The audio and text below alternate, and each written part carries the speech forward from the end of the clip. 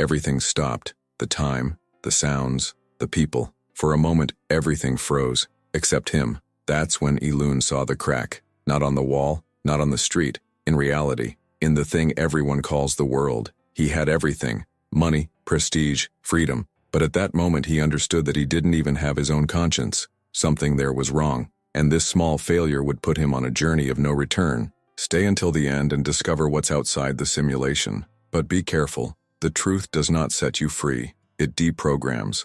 Elun had it all, the kind of life that many would consider perfect. High-standard apartment, impeccable cars, unlimited travel and prestige in the right places. He didn't lack time or money, but despite all this, his days seemed empty, not of commitments, but of meaning. It was the routine of a man who had achieved all his goals and forgotten why he started. Nothing surprised him. Coffee was served in the same cup by the same employee at the same time. The elevator stopped at the exact floor, without delays. The smiles in the office seemed rehearsed. The meetings, with their repeated gestures and measured words, gave the feeling that he was reliving everything, not yesterday, but hundreds of times. Everything went in circles, and every detail seemed recycled. Even with so much control, something was out of place. It was neither visible nor palpable. It was a break between moments, an unintentional pause in the flow of the world. Life seemed to follow a very tight script, with no room for the unexpected, and the more perfect the gear appeared, the more artificial it became.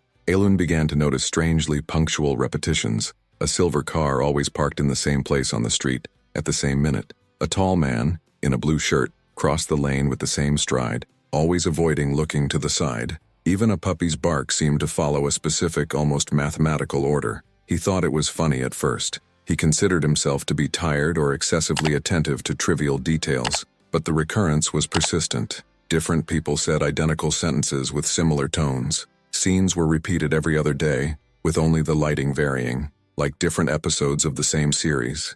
Improvisation seemed to have been eliminated from the world. The impression that something was staged went from being uncomfortable to becoming insistent. The coincidences, previously small, began to line up like pieces of a larger pattern. The reality was too consistent, and Elun felt that instead of living in the world, he was walking inside a model designed to keep him distracted. A few days later, upon leaving the building, Elun stopped in front of the mirrored glass at the entrance. For a moment his reflection didn't follow his movement. The world around seemed in real time, but the image in the mirror remained still for a split second. A blink later, everything had fallen into place. Still, something had failed. Trying to forget what he saw was impossible. He started testing the environment with small changes. He changed paths, interrupted routines, caused non-standard situations. I observed reactions. In a coffee shop, the attendant repeated the same phrase, with the same tone and smile, for 3 consecutive days.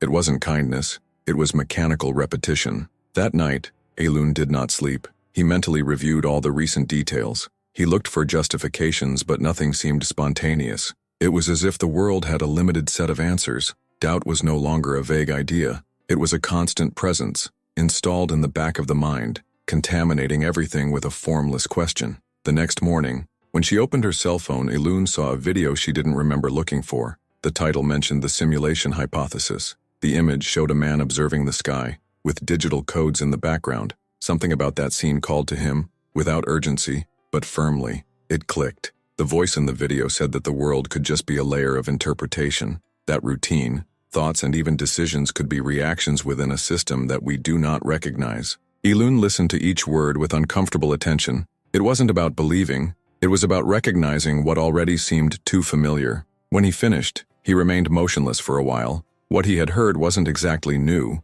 but it seemed to translate something that had always been there without a name. The stability he had always sought was now becoming suffocating. For the first time in a long time, I didn't want security. I wanted to overcome doubt, even without knowing what I would find. In the following days, Elun canceled appointments, postponed meetings, and avoided the same routes. I walked aimlessly, attentive to faces, sounds, and sequences. I tried to find signs of spontaneity, unexpected reactions, something that proved that not everything followed a secret logic, but the world returned standards. The pharmacy clerk always used the same greeting. The driver told stories with the same beginnings and endings. A couple in a square repeated almost identical gestures, changing only the color of their clothes or the angle of the sun. The improvisation seemed to have been removed from reality. He stopped trying to understand. He began to absorb it, like someone listening to a new language with silent attention. I no longer looked for answers. I looked for the source of the discomfort. He didn't know if the error was in the world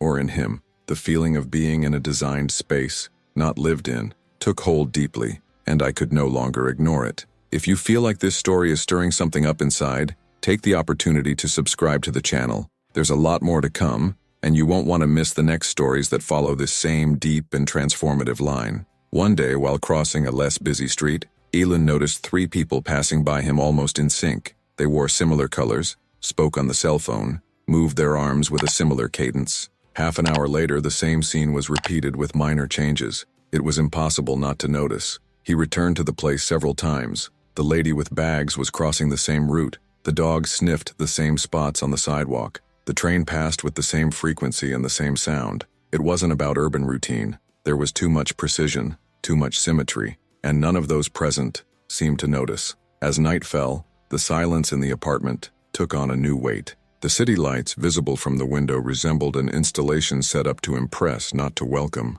The world lost texture. Everything seemed simulated. And as he watched the unchanged horizon, Elun had the strange sensation that someone, or something, was watching him back. In the following weeks, Elun immersed herself in content about consciousness, simulated reality, sensory illusions, videos, old articles, obscure forums. Nothing was definitive, but everything seemed to whisper in the same direction. Some spoke in codes, others in states of lucidity. Everyone described a feeling similar to the one he experienced, as if the world was always about to reveal something, but never enough. He started to avoid contact with people close to him, not out of contempt, but out of fear of seeing in them something that I didn't want to confirm. I noticed that some looks took 1,000ths longer to react, which phrases were repeated in a mechanical tone. Silences in conversations seemed longer, not because no one had anything to say, but because the system had nothing to generate. He walked at night more often. The city seemed more sincere when it was empty. The illuminated facades, the animated billboards, the sounds of the avenues, everything was still there, but there was a kind of transparency about things, as if the layers of reality were becoming too thin, and behind them, something started to move. One morning, he woke up without knowing why. The clock said 3:17. Street lights streamed in through the window, casting twisted shadows on the ceiling. He lay still, motionless. There was a thick silence in the air, but it was not tranquility. It was the absence of something that should have been there, a void so deep that it seemed to have swallowed the sound of the world. Without thinking much, he got up and walked around the house. Nothing out of place, everything as always, but the feeling of being watched didn't go away. As he passed the mirror in the hallway, he thought he saw a slight movement outside the reflection, too fast to be defined. I was alone, but there was a presence, something that wasn't part of the environment or was too much of a part. He went back to bed, but didn't sleep. What was once doubt now seemed to become evidence. It didn't matter if the world was real or simulated. What bothered him was the idea of being watched, not by a person, but by something silent, intelligent, and patient. The feeling wouldn't leave him. That night, Elun understood that he was being noticed. From that day on, every noise seemed to have intention. The sound of the intercom, the clinking of the elevator, even the wind between the buildings, everything started to sound programmed, as if each element of the environment was calibrated to keep it in a state of continuous restlessness. Nothing was aggressive, nothing was evident, but the artificial harmony of things sounded like an elegant trap. Elun began to walk in fear, not of people, but of excessive normality. The city seemed alive, but without a soul. The streets were tracks, and he was a passenger in an invisible carriage. The routes changed, the faces varied, but the feeling of repetition was inevitable. The details were recycled with such precision that his memory no longer knew what was past or present. While walking, he passed 3 women smiling in front of a shop window. Minutes later, as he turned a corner, he saw the same scene with different clothes and angles. The window was different, but the laugh was identical. At that moment, something inside him broke. I no longer wanted any more evidence. I wanted to leave. But leaving where? In an attempt to break the cycle, Elun began to act randomly. I took buses in directions I had never considered, went into stores without purpose, sat on benches in unfamiliar squares just to observe. The intention was simple, to break logic. If the world was responding to him, this breakdown should provoke some kind of reaction. During these wanderings, he noticed something even stranger. Whenever I deviated from the usual script, Everything seemed slower. The cars took a while to pass by. The people seemed less clear, as if reality was taking a while to adapt to the new choices. At times, the sounds arrived late, as if the environment needed time to render the next scene. One afternoon, as he crossed a deserted street, he noticed that there were no shadows. The sun shone brightly, but nothing projected shape on the ground. He stopped, looked around. Then, slowly, the shadows appeared, as if they had been activated manually. There was no more room for skepticism. The question was no longer whether there was something wrong. It was about finding out where this went. And you? Have you ever had a feeling that something in the world was staged? If you've experienced something similar or know someone who has, leave a comment here. I want to know if this kind of perception has already knocked on your door too. The feeling that the environment responded to your movements became recurrent. When Alan hesitated, the world seemed to hesitate with it. A traffic light took a while to change. An ambient sound stopped for a moment, until he made a decision. When he moved steadily, everything seemed to flow immediately, as if something was waiting for his choice to continue working. This idea disturbed him more than the repetition itself. If reality needed his attention to exist, what happened when he stopped looking? He began to test this with more intention. He entered dark rooms and remained silent. I left my cell phone off. I stopped in front of mirrors and avoided looking directly. The discomfort grew, but so did the feeling that he was approaching something important. In one of these tests, he remained motionless in his room for more than an hour, without making a sound or making sudden movements. For a moment, the air seemed to freeze. No noise came from outside or inside, not the sound of the building's engine nor the buzzing of electronics. Nothing. It was like being out of the world for a few seconds. When he moved, everything went back to normal, but he was no longer the same. The break was silent. There was no scream, no crisis, no dramatic revelation. It was just a moment when everything lost its shine, as if someone had lowered the saturation of the world. Colors seemed dull, sounds muffled, and the people around them felt more distant than ever, even when they were close. Elon no longer felt part of it. It was a spectator who had woken up in the middle of the wrong play. He stopped trying to fit in. He ignored invitations, avoided conversations, abandoned commitments, not out of revolt, but out of uselessness. What he was looking for was no longer in words, nor in meetings. There was something pulsing behind everything, waiting to be recognized. It was no longer a doubt. It was a search, without language, without direction. At that stage, loneliness stopped being a side effect and became a tool. Being alone gave him the freedom to observe, and the more he removed himself from the distractions, the clearer the flaws became. They were not defects. They were cracks, tiny openings through which a different kind of silence escaped, a silence that didn't suffocate him, called him. Elun began to wander in unknown parts of the city. I avoided neighborhoods I frequented before. I looked for forgotten streets, alleys where time seemed not to touch. On these solitary walks, the world took on a different texture. People seemed slower, buildings slightly distorted, as if the reality there was less solid, less finalized. He had the impression that when he left the predictable route, he entered unrendered areas of the experience. Some signs were blank. Certain businesses appeared to be open,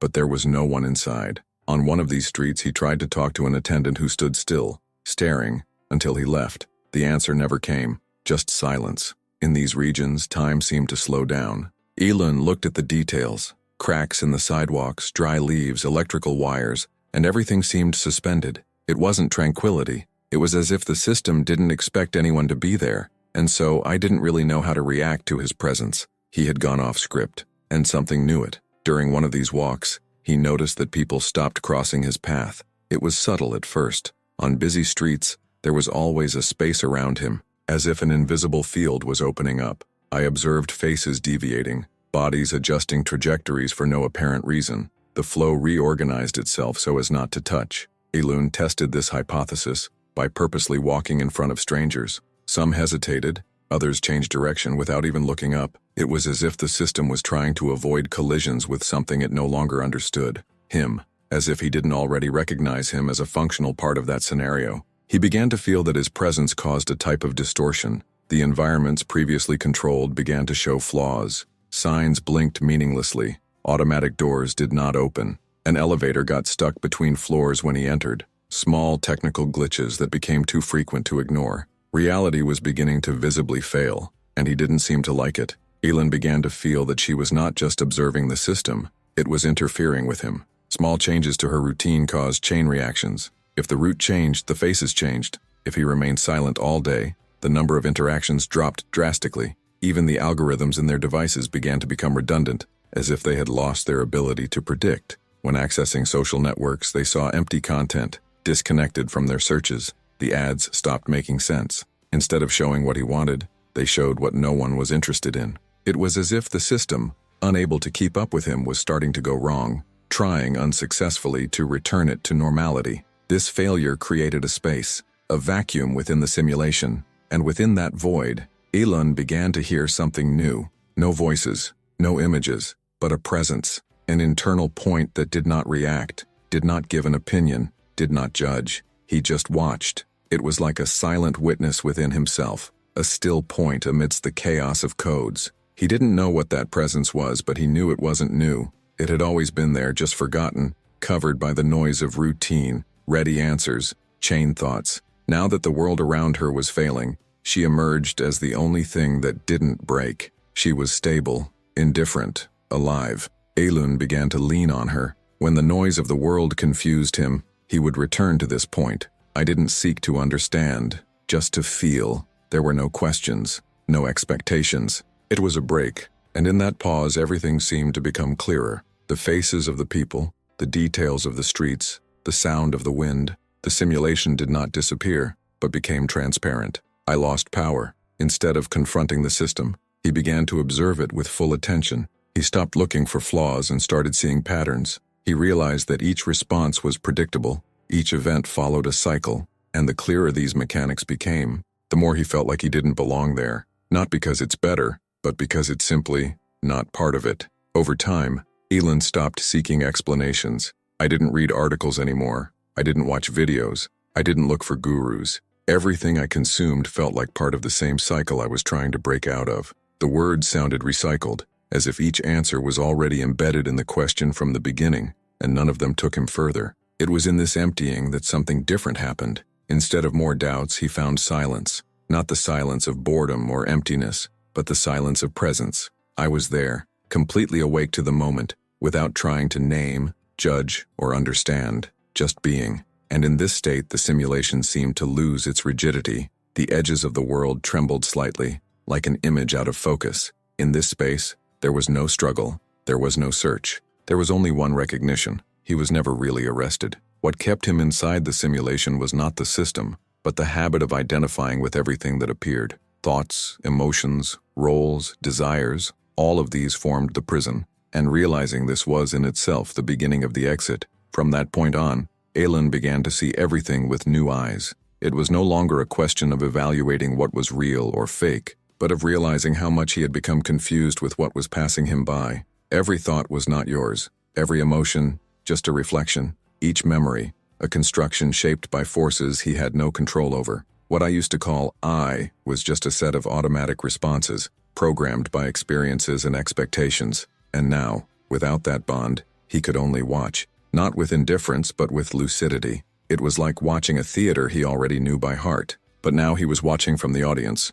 He knew everything would follow the script, but the script no longer held him back. And with this new vision, the world began to slow down. The surrounding conversations sounded like echoes. The gestures, repeated. Situations are too predictable to be spontaneous. Nothing had changed on the outside, but inside, something had crumbled. And in place of the confusion, there was only a calm, stable, untouched space. A place where the world didn't enter. The longer Elon remained silent, the more the world also fell silent. He stopped trying to change the environment, testing the limits of the simulation. It just existed, in a simple way, present, attentive, and strangely, the less he did, the more everything around him seemed to lose strength. The distractions no longer had any flavor. The stimuli did not require a reaction. Streets that once pulsed with movement now seemed empty, even full. The sounds seemed quieter, the looks emptier, not because the world had changed, but because he was no longer harboring the illusion. It was as if the system, without his emotional input,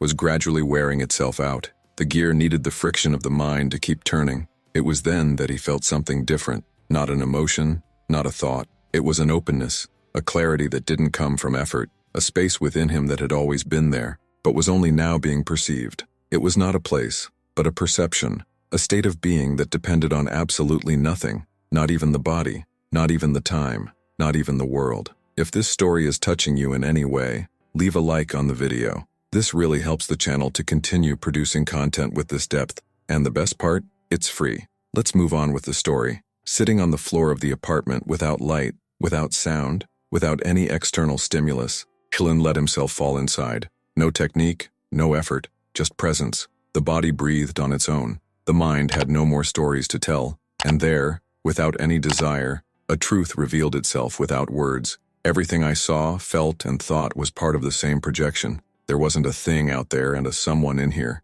There was only consciousness observing itself through forms and experiences. Ilun was not the character. It never was. It was the background, the screen where everything appeared. The only thing that never changed, never was born, never died. At that moment, time stopped. Not as an effect or phenomenon, but as perception. With no past or future, everything came down to the absolute now. The apartment, the city, the story, the name, the body, everything was there, but floating on top of something more real. And that something was him, not the him of identity, but what remained even without it. The next morning, Ilun woke up to the same sun streaming through the window, the same sound of the city in the background, the same aroma of coffee being brewed in the apartment next door. But everything was different, not in the forms, but in the way of seeing. The world hadn't changed. Whoever looked now was not the same as before. He walked the same streets, saw the same people, visited the same places, but nothing held him back. Everything happened, flowed, moved, and he just saw it, without resisting, without judging, without trying to modify what appeared. It was like watching a movie, but without getting lost in the plot. There was a space between him and the world, and within that space, there was peace. The simulation was not over, but it also no longer deluded him. It continued to work, with its repetitions, patterns, and predictable responses. But now he knew he didn't need to fight her. All you had to do was remember that none of this was permanent or definitive. It was just a dance of shapes, and he was finally out of the role. Ilun went back to doing simple things. I bought fruit at the market, waited for the traffic lights to open, listened to the sound of rain against the glass. The difference is that now he was not confused with any of these experiences. I didn't need anything to be different to be at peace. Life continued the same on the outside, but inside, everything was space. The emotions kept coming. The mind still created thoughts, judgments, memories, but none of that took him.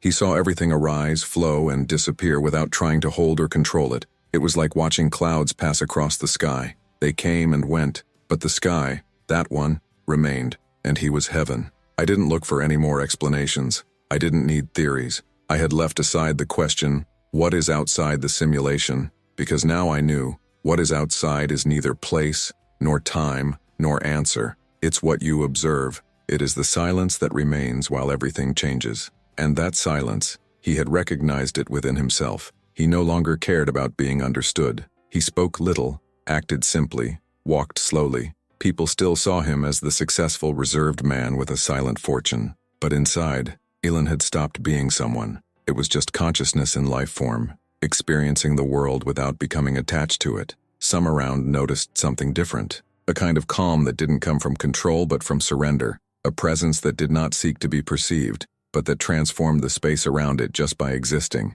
Ilun didn't explain. He didn't teach. It didn't need to. His existence was the teaching itself, even if no one knew he was learning. In the end, nothing had changed in the world, but the world, in his eyes, was no longer the same. And maybe, just maybe, that was what everyone was searching for without knowing it. Not a new place, but a new look. Not an exit, but a silence that reveals what has always been beyond all simulation. Time took its course. Seasons have changed. People came and went. The world was spinning, as always. But for Ilun, each moment was complete in itself. I no longer expected anything from the future, nor did I carry weights from the past. It was present, and that was enough. Not as an achievement, but as a reminder of what never stopped being. He wasn't looking for any more cracks in reality. Now I saw beauty in repetitions, poetry and patterns. Not because I believed them, but because I saw them clearly. The game continued, but there was no longer any need to win it. Conscience did not need to escape. It was enough to recognize that she was never arrested.